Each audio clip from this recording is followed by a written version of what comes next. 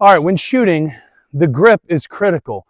We must have a good solid grip in order to properly manage the recoil from this gun. To do that properly, we have to get the web of our firing hand deep up into this heel of the pistol grip. What I like to do also is leave this gap open. So as I come in here and I grab the pistol with my primary hand, as I'm bringing it up, my secondary hand's already into motion. And as I'm going out here, I'm going to meet that second hand.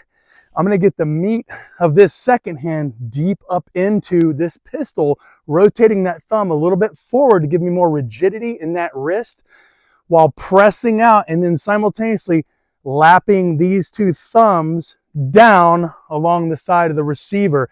And as I press out, I'm vice gripping this pistol together between my two hands, and that allows me to control and manage the recoil much more effectively for rapid follow-up shots. Now, we'll do a quick grip test to show how this grip works and how effective it is firing on target. So I'm going to come up and I'm going to draw, get on target, and fire more of a rapid fire pace.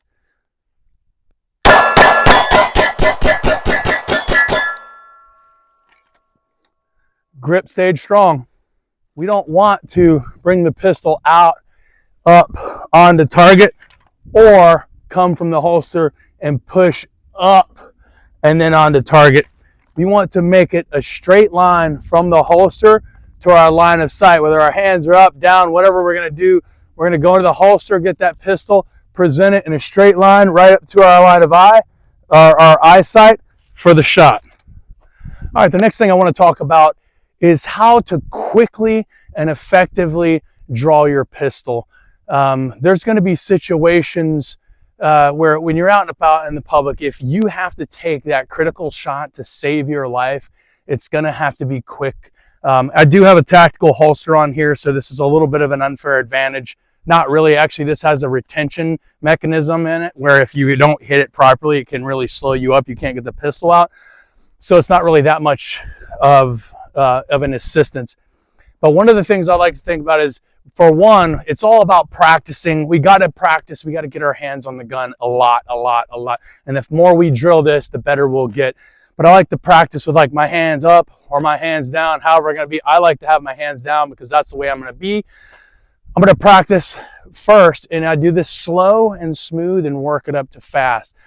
But I find something that I want to aim at, and then I go and engage. And the way I'm going to do it, I'm going to come up, take my primary hand. I'm going too deep into that heel of the pistol here while bringing my secondary hand at the same time. At the same time, I'm bringing it to my belly. That's just me. Some people like to do it to the chest. Some people like to just grab the shirt, whatever. I'm just indexing because I know this hand is now in an area where it's close for me to work with. I'm going to activate, bring my pistol up, make the second hand into there, push it out onto target, dry fire. And we can do this again and again and again. Practicing, getting that hand on there, boom, and then getting it up.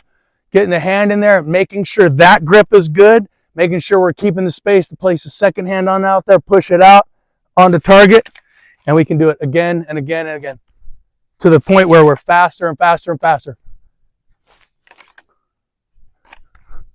We want to practice to the point where we can get it up, boom, and get that thing on target. Up and onto target with a good grip. We don't want to be like grabbing it like this and then we got it all up on target looking all weird.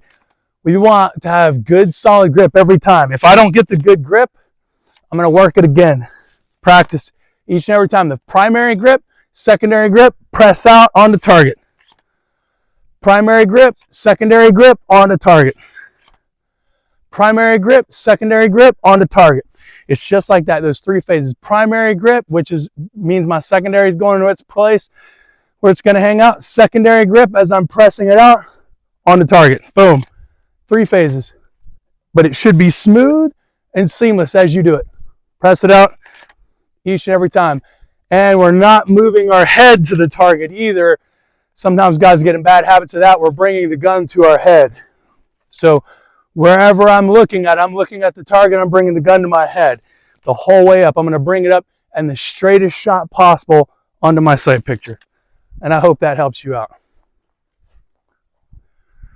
Another drill that I like to do, a lot of people don't like to practice this, but it's critical. We want to be able to react when we're carrying a gun out in the open public space. You know, we could encounter a shooter anywhere. So we want to be able to handle this gun in any situation. I don't want to just be able to pull it standing perfectly still on flat ground and press it out and shoot it. I want to be able to pull it and turn and work with it as well. So some of the drills I like to do is a turn and shoot. It's just a basic drill, standing facing perpendicular to where the target line is and turning and shooting, starting with your hands either down or up in a neutral position. All I'm going to do is I'm going to turn towards the target, ID my target, achieve my grip, pull my pistol up, press it out, mate it with the other hand, and then push the shot on target, and then do it again. Same thing at full speed. So I'm going to turn, ID my target, I'm going to turn, pull up on it, and engage my targets. Same thing, drill again. I'll just do it slower, single shot this time. Turn, ID the target, draw up, push out, shoot the target, and the threat is eliminated. The next drill I want to talk about is a walk and shoot. This is critical for CQB. Those are their operators and special operators running in, clearing rooms. You're going to have to move through, pull it past the fatal funnel in through to your point of domination, moving effectively while moving and shooting. But I like to use this skill even for standard basic shooting courses. And the reason for that is when we learn to move and shoot, it's another way that we're building our confidence in handling this gun in a situation that's unfamiliar to us. The more we handle this gun in a situation that's unfamiliar to us, the more accurately we're going to be able to handle it in the various situations we could encounter in a self-defense position. So I'm going to show you guys how to walk and shoot. I'm going to start by crouching slightly, bending my knees a little bit more, because if you notice, when I walk and shoot, if I stride hard, my head's going up and down. There's a lot of up and down bob. If I'm walking with a wide stance, my head is shifting left and right to either side. So what I want to do is I want to remove as much of this bob as I possibly can. So I'm going to walk with my feet more narrow, and I'm going to walk with them in straight line to the target. I'll start this drill with my pistol out and then the ready position, ready to rock. I'm going to start moving towards the target, but I'm going to crouch slightly and bend my knees to take a lot of this bob out. And as I engage the targets, you guys will see that this will be smooth. I'm not going to have a lot of bob in there. So shooter ready, move. And you can keep moving effectively and engage the targets. And I'll do it one more time. I'll do it one more time from a little bit further back, just so you can see the movement over more distance. I'll start the walk, and then I'll start the shooting about halfway through. Shooter ready, move.